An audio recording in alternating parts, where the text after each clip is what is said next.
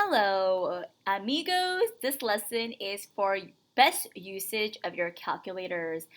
Just because you have a fancy calculator doesn't mean that you're going to get everything right or that you're doing everything correctly and that you can fully trust this fancy device, okay? So we're going to actually use this very, very smartly. So now, I want to figure out the angles alpha and beta. And as you know, you would use inverse because you're looking for angles, right? Inverse trig functions. So I guess I have the adjacent. If I'm looking at alpha, I have to use cosine because I know I have adjacent and I have the hypotenuse. That means I would do cosine of alpha is equal to adjacent over hypotenuse. But I need alpha, which is an angle. This is a ratio. This is an angle. This is a ratio. So I know if I have to do if I have to find the angle, I have to do the inverse of 15 over 19, which is a ratio, and I will receive the alpha, the angle. Now, let's do that on our calculators. Are you ready, chicos? So we're going to do inverse cosine. So cosine inverse, you go to trig, right? You go to trig. Oops, sorry, why did it just turn off? Oops, sorry. I'm going to go to Scratchpad or document, it doesn't matter.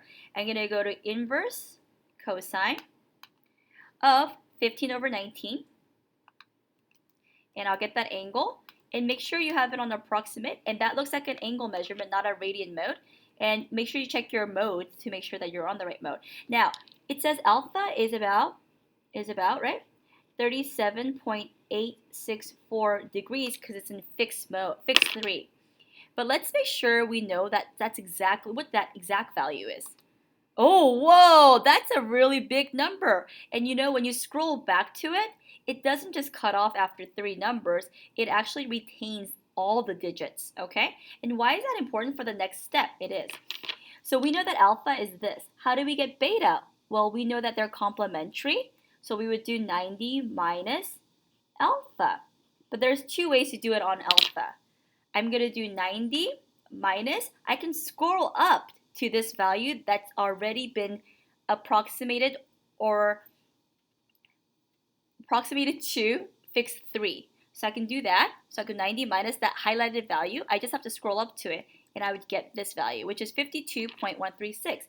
That means beta, so beta, right, is approximately 52.136. Okay?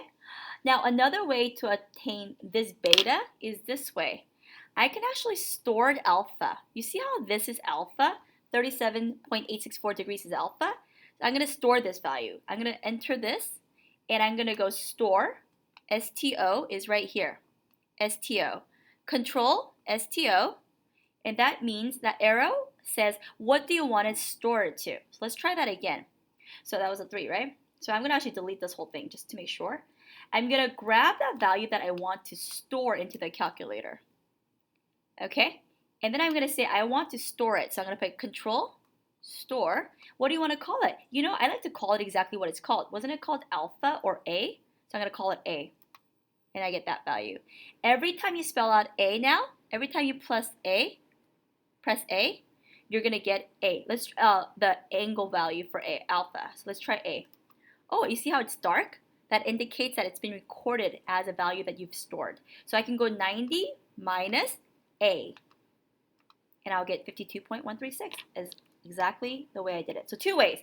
I can scroll back to the value that I want to call back and subtract out. Or I can store it using a variable. It's very important because otherwise you'll start losing significant digits. Let's try again for another problem, okay?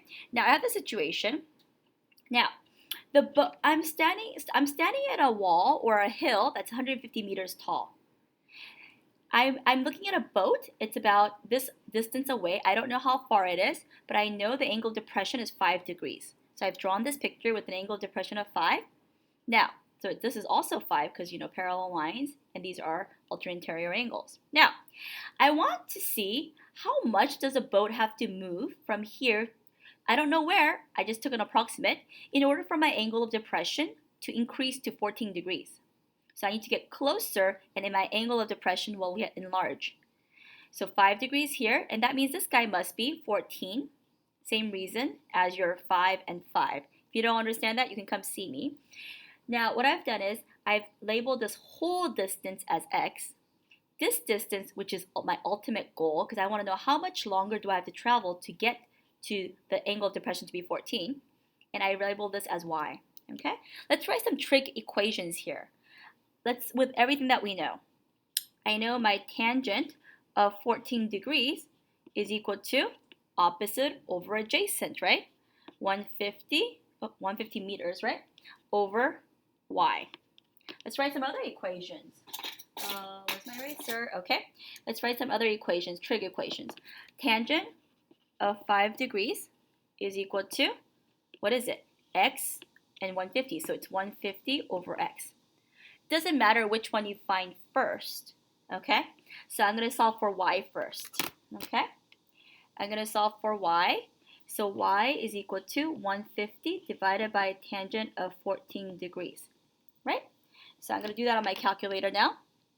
Okay, so I'm going to look it up. It's 150, so tangent, so 150, so ready? 150, why is this not pushing? Oh, sorry, I'm in the wrong place. So 150 divided by, watch out the way I put it.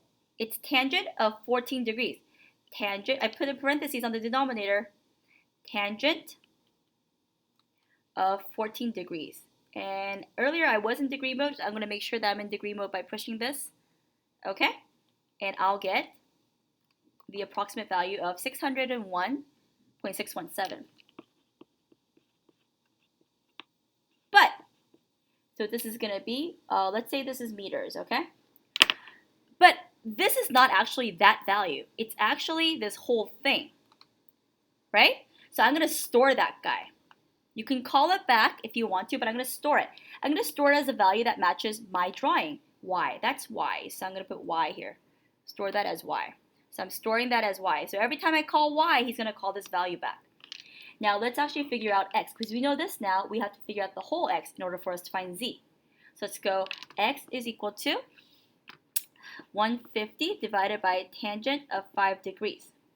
So I get 150 divided by, again, parentheses, tangent of, in this case, 5 degrees. And again, I'm just going to make sure that I'm on the right mode, so I push that down. And I get this value here. So I get approximately, right, they're all approximates, 1714.508.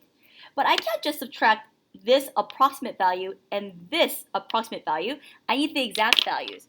So, you know, since I have that value right here, I'm just going to scroll up to it, press enter, and minus, what? Y, because I know x minus y is equal to z value. And this is what we're looking for. How much closer must he sail in order for him to be at the angle of depression of 14? So I go x, that's my x value, which is this. I just scrolled back up to it, minus y, which we called y. So I'm going to call y back. I push y. So I literally type in just like that, and you see how y is bolden? That means it's been stored, and they know that this calculator recognizes that's a special number. And when you get that, you get z is approximately 1112.891. That value is going to be significantly different than if you just take the rounded values. Should we try it? 1714.508 minus, which is an approximate value of this value x here, and 601. I don't care if it's like a little different. It's still different. It's not the real answer. I guess I have an extra dot there, and you get this. Oh, okay. In this case, you got kind of lucky, and it came out the same answer. But I guarantee, because we were using the exact values. But in this case, it did come out the same answer. But I guarantee you, in many, many cases, like on your test, it may not come out correctly if you do the rounded values. So make sure you're scrolling back up to these values to get the actual. Okay? Or you're actually scrolling back or storing. All right? Bye.